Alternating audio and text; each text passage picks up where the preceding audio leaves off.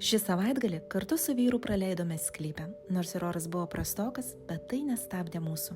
Juk kiekvienas metų sezonas yra savaip gražus, tad nėra blogo oro, yra tik netinkama apranga. Laikas sklype buvo netuščiai praleistas. Mes visai spontaniškai nusprendėme padaryti duris tualetui, kurių taip trūko ypatingai šiuo metu vėstant orams. Tad vyras pradėjo matuoti, pjaustyti lentas ir jas tarpusavyje sukti. Tuo tarpu aš visą tai fiksavau kamerą ir laukiau savo eilės, kada galėsiu pati kibti į darbus. Ilgai nelaukus išaušo ir mano valanda, kada vyras įdavė teptuką su dažais į rankas ir pradėjau dažyti. Vyras šį savaitgalį man surengė tikrą spalvų terapiją nuo blogų minčių. Galėjau pripildyti savo gyvenimą vasariškomis spalvomis, kurių dabar taip trūksta gamtoje.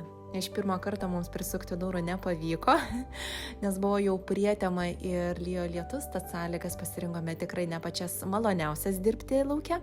Nepaisant to, mes nepasidavėme ir mums vis tiek pavyko prikabinti duris ir mes likome patenkinti savo bendradarbiavimo rezultatu.